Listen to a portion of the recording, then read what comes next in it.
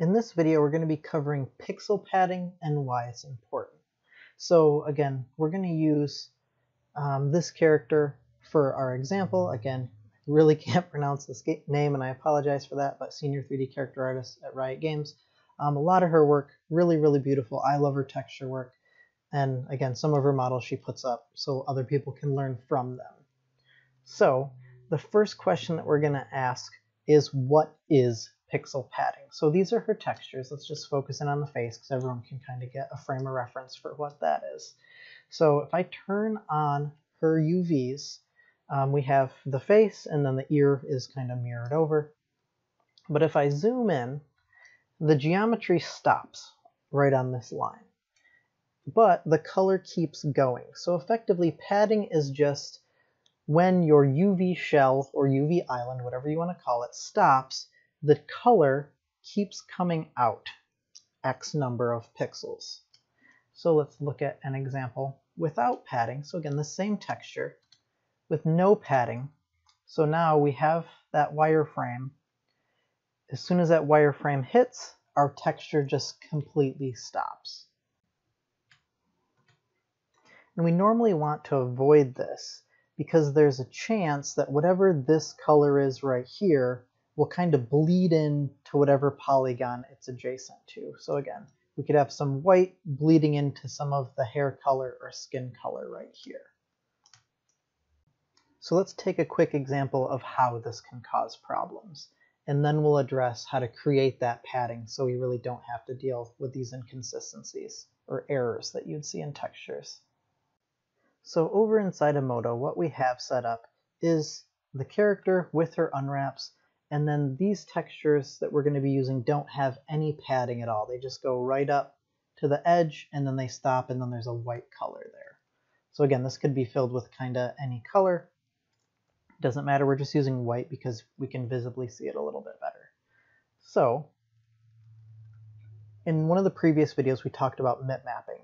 So that's when you have a texture size and it gets shrunken down to effectively save resources on your computer. So we're currently sitting at a 1024 texture. So if we were to step down to a 512 texture, we're really not seeing any errors show up at all. So kind of toggling back and forth between these two, the 1024 and the 512, we're definitely seeing a difference with the texture here. This one's a little bit more clear than this one, but we're not seeing any errors at all. So let's drop down one more to a 256, and now we're starting to see the bleeding that's happening here. So just to make this a little bit more apparent, I'm going to go over here, hit select, and so, oops, we need to have our UV selected. So select UV border. So as long as we have this pixel padding, we're not going to have as many extremely visible errors.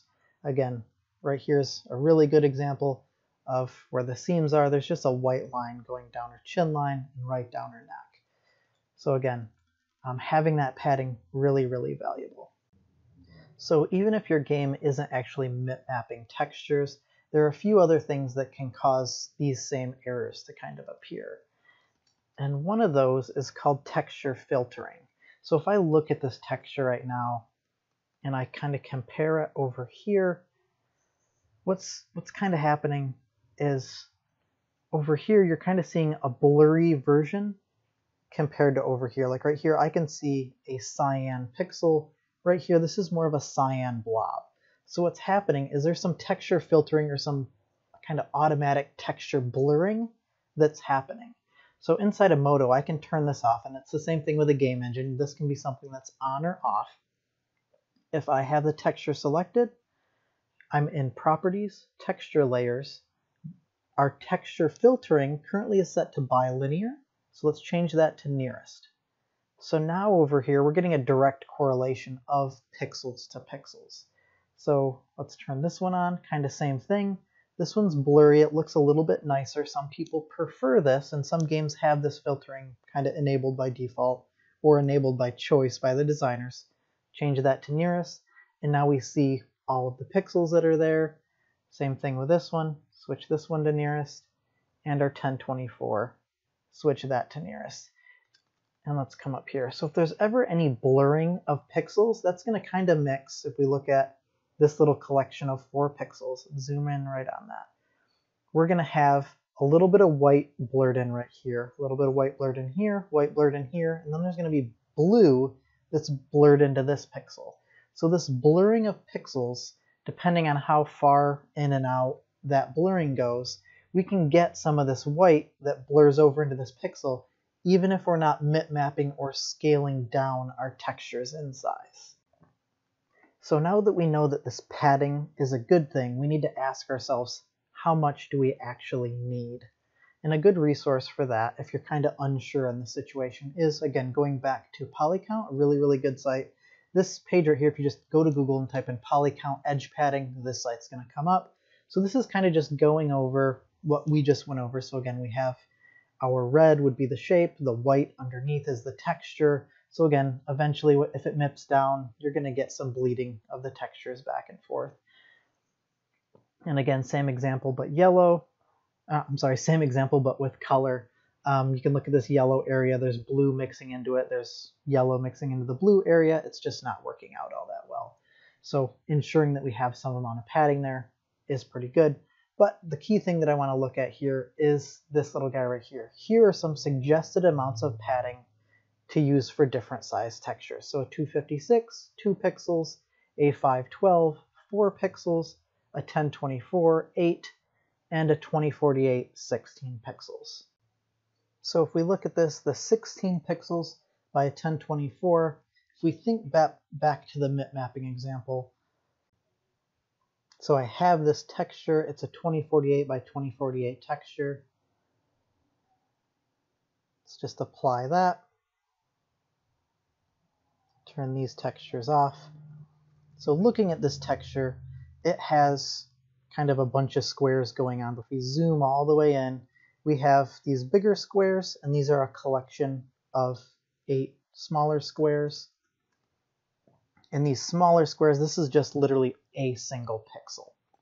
So looking back at this, it says we recommend you use 16 pixels of padding for a 2048 texture. So that just means the padding, I can count out 16 pixels. So from here, 1, 2, 3, 4, 5, 6, 7, 8, 9, 10, 11, 12. So about this far. Let's zoom out. So this guy will shoot out 12 pixels about that far. This guy would shoot out pixels about 12 pixels that far. So that means this island and this island need to be a total of 24 pixels apart. And that's just to give this 12 pixels of space and to give him 12 pixels of space. So that's why I've stated in the past your UV shells or UV islands should be kind of a good distance apart from each other. Now you kind of know that exact distance if you're basing it off of these numbers. So let's kind of explain why these numbers came about.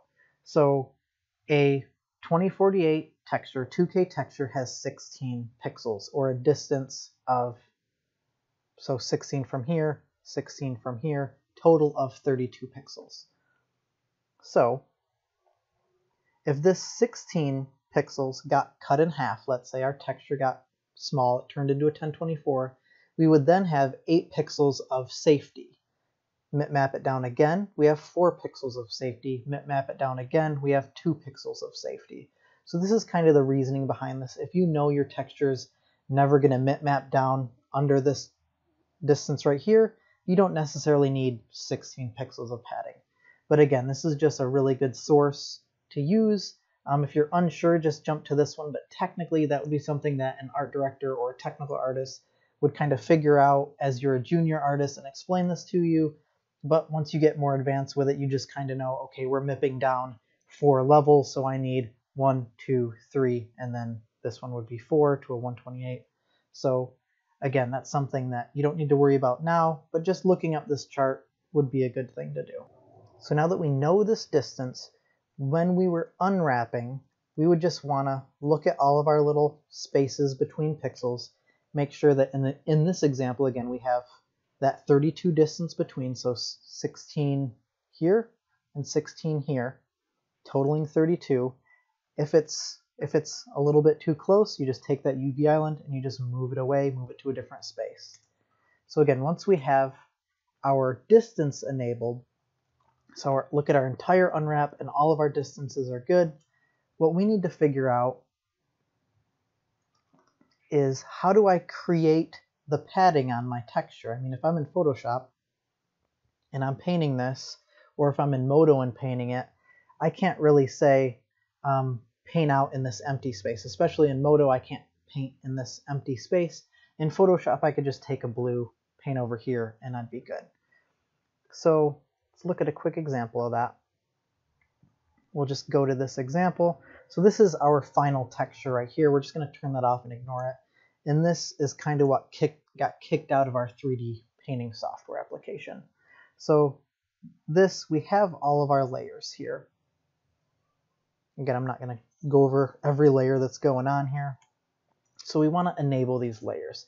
And depending on what software you're in, each software kind of has some type of an ability to make extra pixel padding.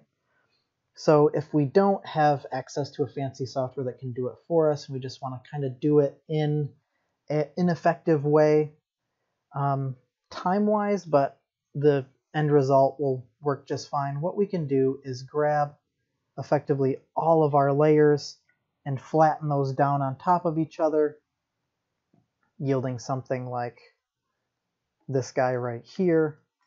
And again, once we have this, I can take this layer and just bring it back to this document, and then I can put this layer all the way on the bottom. And then kind of what I could do here, again, this is a really ineffective way of doing this. It's just not in my opinion, the correct way of doing it. So I'm looking at just this layer that's underneath all these other layers, and I can take this blur tool and effectively grab the color that I want and pull it out. And again, I can take this strength, pull it up, get maybe a hard brush, and effectively, let's actually stick to a soft brush and not have that at 100%. But effectively, I'm just taking these colors from underneath and I'm extending them out in a way. So again, I can do this with pretty much any of these where I'm just pulling these colors out over and over again.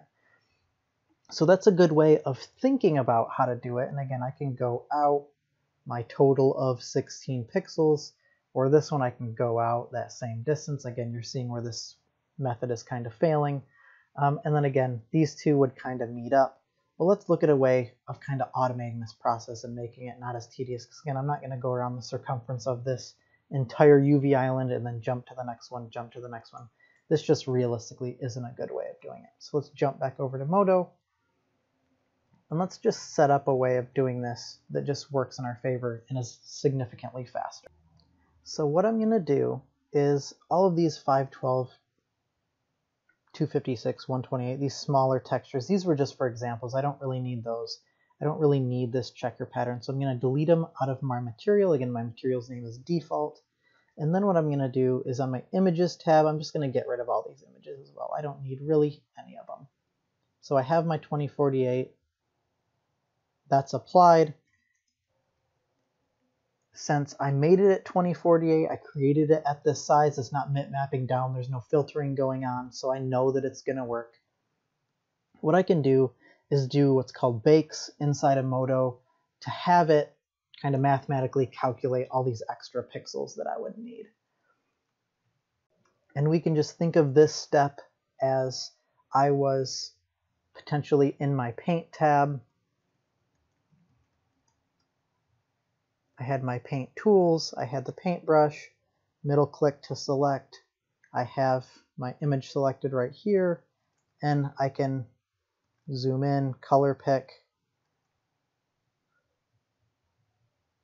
make some hair strands, get some lighter colors, do some blending, whatever. So we modified this texture, I can save it. I get to this stage, okay, I'm done texturing. How do I save out my textures with padding? So we have our texture applied here. Let's actually just jump back to the model tab. We have our texture applied. Let's best practices. We'll just go in and hit save on this. So we save that texture. We don't want to lose any information. Hit the space bar to get rid of my paintbrush tool. And what we're going to do is just jump to the shading tree. So normally what happens in your file is you have this alpha output, this final color output. So let's add another output. So easy way to do this is just to duplicate the final color. And now we have two final color outputs. We're going to change this final color output. So we're going to just click, there's this effect. This is the effector. We're going to click on him, go down to material. We're going to change this to diffuse coefficient. So changing that, now we have an alpha, a diffuse coefficient, and a final color. So the final color is the normal one that you're used to. That's just going to take all the lighting and the color into consideration. The alpha is the black and white one, and the diffuse coefficient is just the texture itself. So if I look at shaded texture, this would be the final color. This would be the diffuse coefficient. So let's go ahead and bake this out. So we're going to jump to the UV tab. So what you need to do is you need to have these effectors set up that we just did. You need to have the material applied with the texture applied. Again, this texture doesn't have any padding on it. And we also need our UVs selected. So as long as our UV islands are showing up over here, we're going to be all set to bake this. So we're going to go to Render, Bake to Render Outputs. Again, our outputs are over here. There's 3 of them. Bake to Render Outputs right here. We're going to let this do its thing. It'll take a little bit. And it's actually going to bake out all of these channels. So I'll stop the video, let this bake out. So our render is done. Let's look at our outputs real quick. So we have our final color output. Again, this isn't a render from a camera. This is a render to a texture.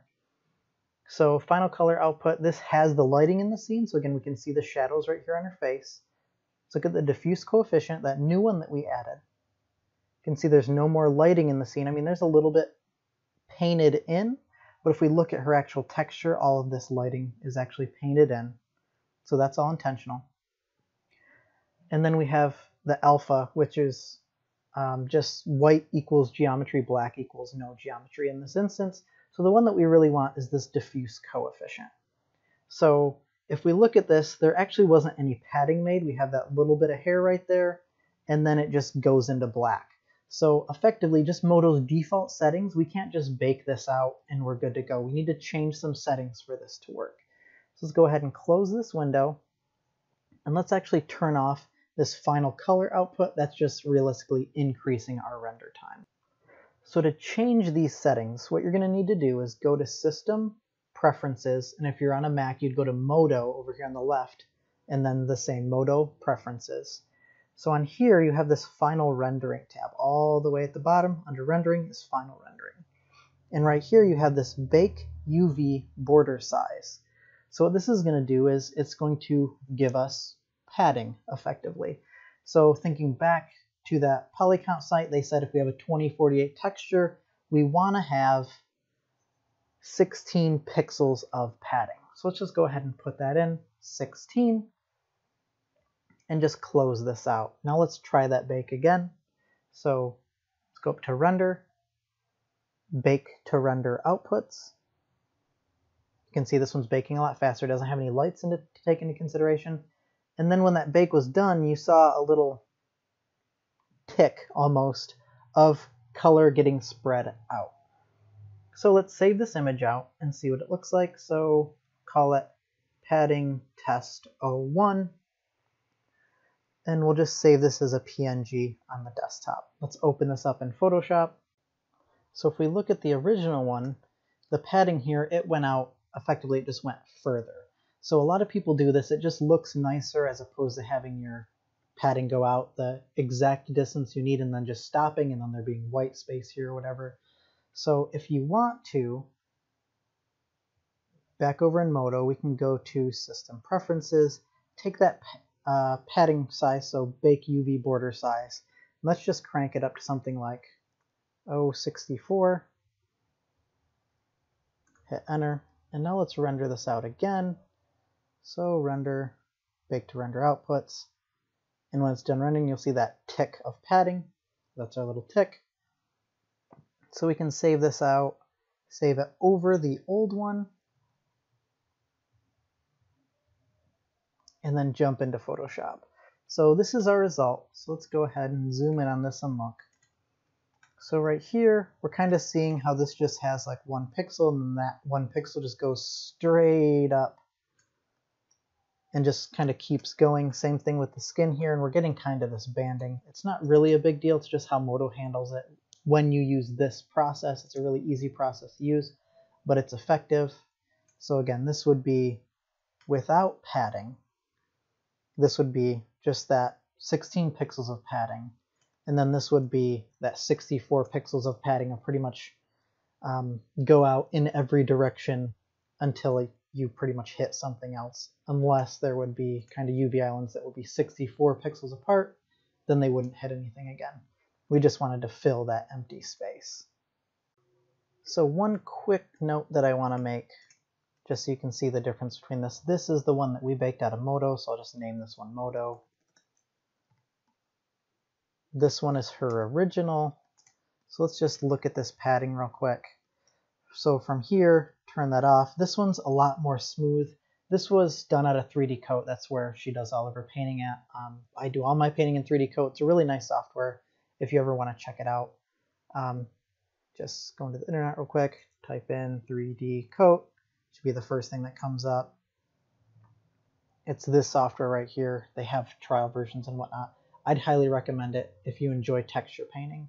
But regardless, looking at this, there's just smoother transitions here.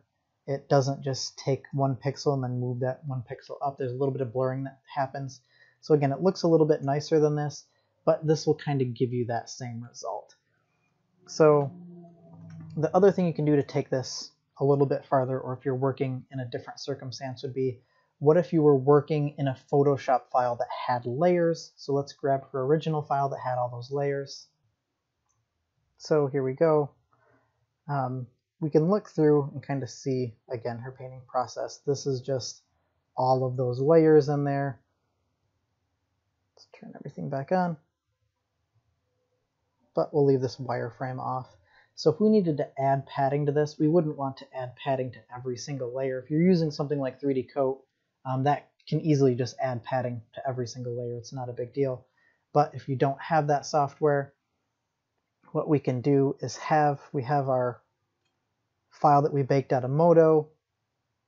We can bring it over to this file and send this layer all the way to the bottom.